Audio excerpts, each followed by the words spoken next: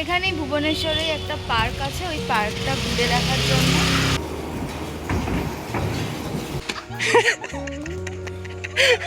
কেমন এত লেট হলো মানে। Welcome back to my channel. আজকে আমাদের আজকে আমরা তো কালকে বিয়ে বাড়ি গেছি, তো এখন যে প্রায় বিকেল 4টা মতো।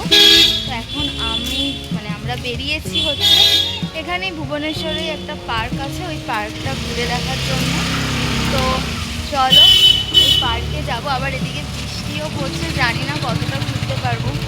ফটাফট একটা ওলা অটো বুক করে আমরা এখন পার্কের উদ্দেশ্যে যাচ্ছি। আমাদের সময় লাগলো পার্কে আসার জন্য মিনিমাম 15 মিনিট। আর ভুবনেশ্বরে ওলা অটো আর কি সার্ভিস খুব ভালো।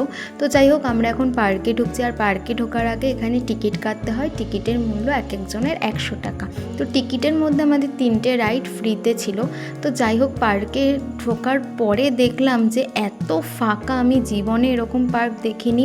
আর পার্কটা ঢুকতেই না যতটা বাইরে থেকে ভালো লাগছিল, কিন্তু ভেতরে ঢুকে না একটা কীরকম ভয়ঙ্কর ফিলিং হচ্ছিল আর কি।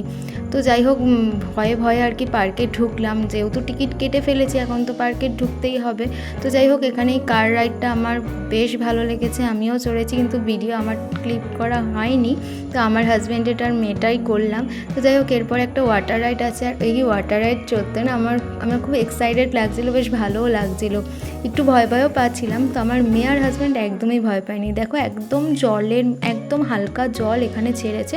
তো তার ওপর এই বোটটা চাপিয়ে ছেড়ে দিয়েছে। এই যে দেখো, ওরা অলরেডি নিচে চলেও গেছে। তারপর আমি সারা পার্কটা দেখছিলাম, ওপর দিয়ে পুরোটা দেখা যাচ্ছে। আমি আর ভাবছি, এরকম ভয়ঙ্কর পার্কে আমি ফার্স্ট আসলাম যে একটাও লোক নেই, শুধু সিকিউরিটি ছাড়া। তো চলো এবার আমার চড়ার পালা।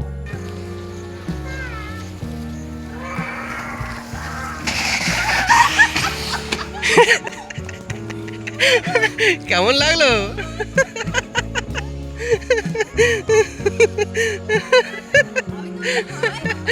পার্কটার মধ্যে আমার শুধু এই জায়গাটাই ভালো লেগেছে। পুরো একটা হ্যাঙ্গিং ব্রিজ ছিল, আর না পাশ দিয়ে এক জলাশয়ের মতো ছিল, আর পুরো সবুজ, সেজন্য আমার ভালো লাগলো। তাই কিছু ভিডিও ক্লিপ আমি নিয়েছি এখান থেকে। আর তারপর কতক্ষণে আমরা এখান থেকে বেরোবো। আরেকটা রাইড ছিল, আমরা চড়িনি, কারণ প্রচণ্ড মশা। মেয়েকে কামড়াচ্ছিল, আমাদের কামড়াচ্ছিল। আর খুব নোংরা, পার্কটা একদমই পরিষ্কার পরিচ্ছন্ন না। এখন মনে মনে ভাবছি কি করতে যে আসলাম। তাও মেয়ে যেহেতু আছে, তাই ভাবলাম যে না, এই রাউন্ডটা চড়িয়েই আমরা চলে যাব।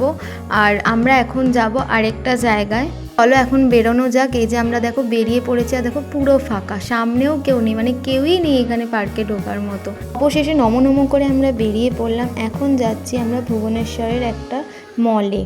আর মলে যেতে যেতে যাওয়ার রাস্তাটা দেখে আমার এত ভালো লাগলো। দেখো, এতটা কালারফুল লাগছে, আর প্রত্যেকটা বাড়িতেই এরকম সুন্দর সুন্দর পেন্টিং করা, আর পুরো রাস্তাটা সবুজ গাছ দিয়ে ঘেরা। তো চলো, কথা বলতে বলতে দেখো এখন চলে এসেছি ভুবনেশ্বরের। এটা একটা বিগেস্ট মল, আর পুরো ভুবনেশ্বর কেন, উড়িষ্যার একটা বিগেস্ট মল, নেক্সাস প্ল্যানেট মল। মলটা অনেকটা বড়। আমরা এখন চলে এসেছি মলের ফার্স্ট ফ্লোরে। আর ফার্স্ট ফ্লোরে যেতে যেতে দেখলাম একটা ফিশ, আর আমার ফিশ দেখে আমার মেয়ে চুপ দাঁড়িয়ে পড়লো আর কি। তো ফিশের সাথে কথা বলছে। আর এখানে পুরো মলটা এত সুন্দর, সত্যি পার্কের থেকে মলে এসে একটা শান্তি লাগছে। আর এখানে আমার মেয়েকে দেখো, আমার মেয়ের বয়সে আমি এসকেলেটার দেখলেই ভয় পেতাম, এটার ওপর ওঠা তো দূরের কথা, কিন্তু ও উঠে আবার কি সুন্দর পোজও দিচ্ছে, ওর মধ্যে কোনো ভয়টুকু নেই। তো যাই হোক, আমরা চলে এসেছি এখন ফুড কোর্টে। আর এখানে ফুড কোর্টটা বিশাল বড়, অনেক ধরনের দোকান আর কি ছিল। আমরা কি খাবো ভাবতে ভাবতে কেএফসি থেকে নিয়ে নিলাম ক্রিসপি চিকেন। বাইরে পড়ছিল হালকা ঝিরিঝিরি বৃষ্টি, আর এখানে কেএফসি চিকেন মিস করা যায় বলো তো? তো কেএফসি চিকেন, আর মেয়ের জন্য ফ্রেঞ্চ ফ্রাইস, আর একটা কোক। যদিও কোকটা এমনি না হয়েছে, কোকের মধ্যে হাজারো বরফ দিয়ে দিয়েছে, আরও ঠান্ডা করে দিয়েছে। আর আমি যেহেতু ঠান্ডা জিনিস খাবো না, তবে কেএফসি চিকেনটা বেশ ভালো লাগছিল খেতে। আর এখানে আমার মেয়ে ফ্রেঞ্চ ফ্রাইস খেতেও বেশ ভালো লাগছিল, আর ও নিজে একা একা বেশ জিনিসটা এনজয় করছিল।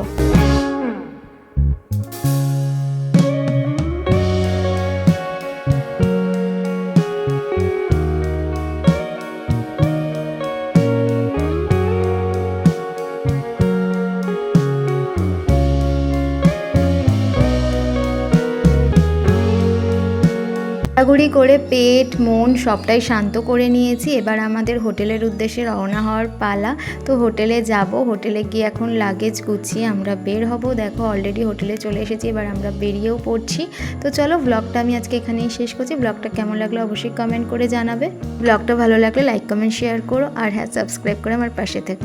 বাই, ভালো থেকো।